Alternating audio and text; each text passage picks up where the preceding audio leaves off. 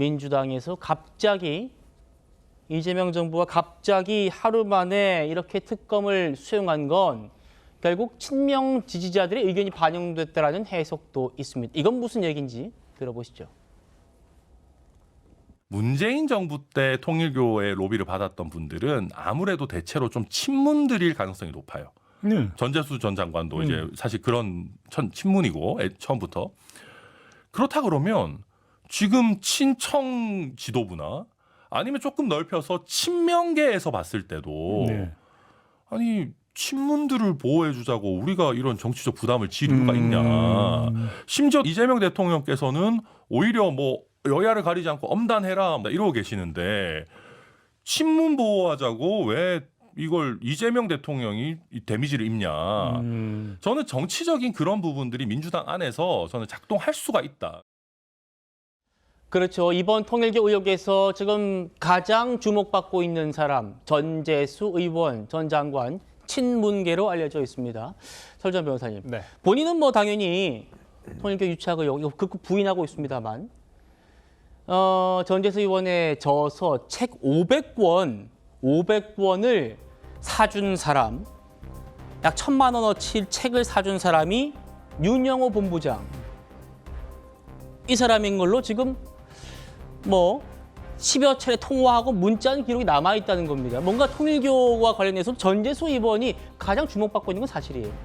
그러니까 전재수 의원이 이제 장관 시절에 미국에서 출장 중에 있었던 내용을 봤을 때는 본인은 통일교가 전혀 무관하다라는 식의 어떤 해명을 했단 말이죠. 전혀 사실이 아니다 이런 식으로. 그런데 어떤 인천공항에서 내리자마자 사직을 하고 그 다음에 나온 얘기들은 뭐 몇 번의 해명 과정이 나왔습니다만은 그걸 반증하는 어떤 증거들이 계속 보도되면서 저는 최종적으로는 본인은 불법적인 자금을 수령한 바는 없다 이렇게 얘기를 하고 있거든요. 네. 그러면 해석하기에 따라서는 돈은 받았는데 그게 불법적인 돈은 아니었다라고 지금 뭐 본인이 해명을 하는 거 아니냐. 그럼 돈을 받았지 않느냐. 이렇게 해석될 수밖에 없는 상황이었거든요. 그런데 이제 또 국회의원이 출판기념회를 하는데 책을 10권이나 100권도 아니에요. 500권이나 어느 한 곳에서 사갔다고 한다면 그건 주목할 수밖에 없는 내용 아닙니까?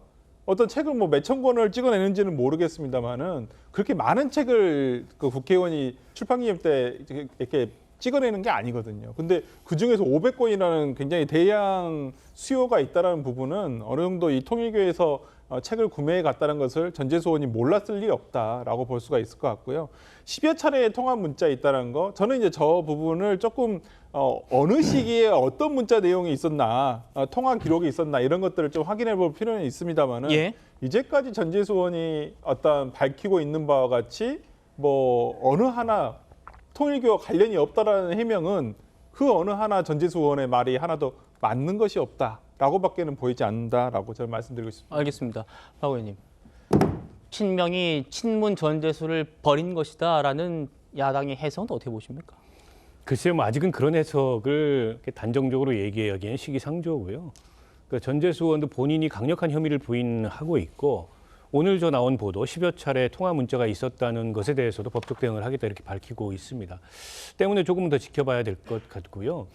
그리고 이번에 이제 전재수 의원에 비해서 상대적으로 수사 속도는 늦지만 또 한 명 거론되는 전직 의원이 임종성 의원입니다. 임종성 의원은 아시다시피 7인의 멤버 중에 하나고 친명 중에 이제 원조 친명이라고 볼 수 있거든요. 때문에 뭐 그 친명이 친문을 벌였다 이런 해석은 뭐 야당에서 여권 내부를 갈라치는 차원에서 그런 해석이 나올 수 있습니다만 지금 뭐 그런 얘기를 하기에는 이제 호사가들의 관측에 해당한다고 보고요. 이제 문제는 지금 전재수 의원 같은 경우에 통일교 쪽과 접촉한 흔적은 굉장히 많이 나오고 있어요. 다만 돈을 받았느냐, 그 돈이 규모가 어느 정도 되느냐, 그에 대해서 법적 시효가 남아있느냐 뭐 등등이 아주 세부적인 쟁점이 될 것 같아요. 일단 경찰이 한 차례 소환 수사를 했는데 조만간 추가 소환을 할 수도 있다 이런 보도들이 나오고 있어요. 일종의 이제 혐의 다지기를 하고 있는 걸로 보이는데 문제는 이제 압수수색에서 어느 정도 증거를 발견했는지가 관건일 텐데 아직까지는 이렇다 할 물증이 나오지는 않은 것 같아요. 정황이나 심증은 뚜렷한데. 그래서 수사 상황을 좀 지켜봐야 될 것 같고 만약 전재수 의원이 정치자금법 위반이나 아니면은 형법상의 뇌물죄, 일반 뇌물죄죠. 그게 적용이 된다면 이제 시효가 연말까지밖에 남지 않았거든요. 경찰이 굉장히 속도를 내고 있습니다만 연말 내에 이 문제에 대해서 그야말로 이제 어떤 가르마를 탈 수 있을지 좀 지켜봐야 될 것 같습니다. 알겠습니다. 지켜보도록 하시죠. 여야가 통일교 특검 신속하게 추진하기로 합의를 했답니다.